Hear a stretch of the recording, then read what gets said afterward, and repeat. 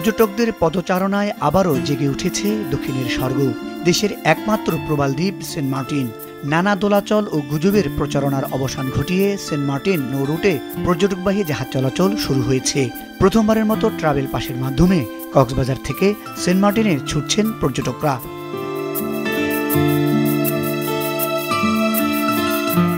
অপরূপ সৌন্দর্যের লীলাভূমি ও অপার সম্ভাবনার দ্বার সেন্ট মার্টিন। নীল আকাশ আর সমুদ্রের নীল জল যেন চুপি চুপি ডাক দিয়ে যায়। সমুদ্রের নীল নির্মমতা সেন্ট মার্টিনের সবচেয়ে বড় আকর্ষণ। ভিন্ন রকম ট্রাভেল পাস নিয়ে যেতে হচ্ছে, গতবার যেটা আমাদের করতে হয় নাই। দেখা যাক কি হয়, আমরা অনেক বেশি এক্সাইটেড। আমি আমার ফ্যামিলি মেম্বারদের নিয়ে যাচ্ছি। এই জায়গায় অনেক ঝামেলা চলতেছিল, নাকি ঢুকতে দিবেন না, ওই ধরনের দ্বিধাদ্বন্দ্বে ছিলাম। তো এখন ফাইনালি সবাই মিলে যেতে পারছি, খুব আনন্দ লাগছে, ভালো লাগছে। তাই আমরা আবার যাচ্ছি। তো আমরা তো সেন্ট মার্টিনটা সবসময় যেতে পারি না, 9 মাস আগে আমাদের শিপটা বন্ধ ছিল, এখন ওপেন আপ করছে, তো এখন যাচ্ছি। খুবই ভালো লাগছে আমার হাজব্যান্ডের সাথে, এটা আমার প্রথম ট্যুর, তো আমি খুব এক্সাইটেড। আমরা ঢাকা থেকে আসছি কক্সবাজার থেকে সেন্ট মার্টিন আসছি, কক্সবাজার থেকে ট্রাভেলস থেকে টিকিট সংগ্রহ করে সেন্ট মার্টিন যাচ্ছি। আমরাও অনেকদিন যাবত ওয়েট করতেছি এটার জন্য। নভেম্বরে ঠিক করছিলাম, কিন্তু নভেম্বর ওই বন্ধ করে দিছিল, সরকারের পারমিশন ছিল না, তো এখন যাইতে পারছি, ভালো লাগতেছে। দৃষ্টিনন্দন সেন্ট মার্টিন দ্বীপের চতুর্পাশে নীল জলরাশি, দ্বীপের মধ্যে নারকেল গাছ, বালুচর, কেয়াবন আর ছোট বড় অসংখ্য পাথর। সমুদ্রের ঢেউ, জোয়ার ভাটার গর্জন, পূর্ণিমা রাতের দৃষ্টিনন্দন রূপ সত্যি অনন্য। নৈসর্গিক এমন সৌন্দর্যের লীলাভূমি অবলোকন করার জন্য দেশ বিদেশের ভ্রমণ পিপাসু মানুষ ভিড় করেন সেন্ট মার্টিনে।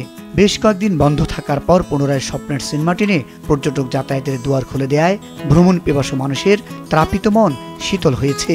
পরিবেশ রক্ষায় নতুন নিয়ম ভালো হবে বলেও মনে করেন পর্যটকরা। সত্যি এটা অন্যরকম ভালো লাগতেছে, পরিবেশ বান্ধব বিষয়টা ভাবলে আরো একটু বেশি ভালো লাগতেছে, কারণ যে সমুদ্র আমাদের এতটা আনন্দ দিয়ে থাকে সেইটাকে আমরা সেফলি রক্ষা করতে যাচ্ছি। ফার্স্ট টাইম যে ট্রাভেল পাস সিস্টেমটা চালু করছে যে সেন্ট মার্টিনের জন্য, সো আশা করছি এটা ভালো হবে। আর এটা আমার ফার্স্ট ট্যুর, আর আমাদের টিকিট নিয়ে বা কোনো ঝামেলা হয়নি।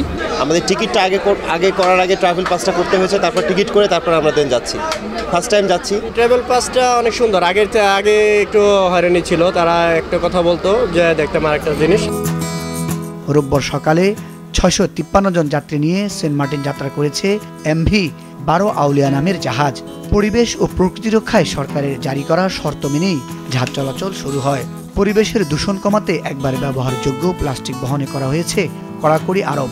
একসাথে 5 জন 10 জন করে আজকে প্রাথমিকভাবে আমরা ওটিপি দিয়েছি সবাইকে নির্দেশনার আলোকে। এর আনন্দকে আমরা নিশ্চিত করার জন্য সিকিউরিটি বিষয়টা কক্সবাজার ট্যুরিস্ট পুলিশ রিজিয়ন সর্বোচ্চ গুরুত্ব দিয়ে দেখছে।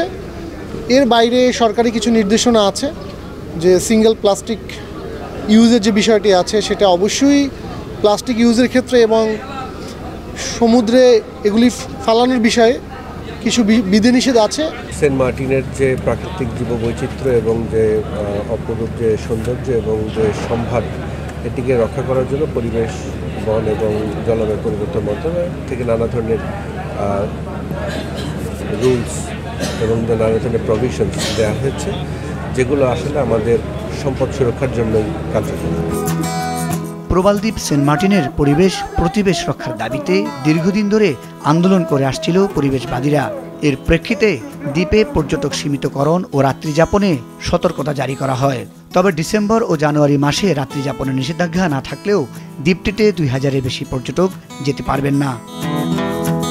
মুজাহিদ সাকিফ, মাছরাঙ্গা নিউজ ডেস্ক।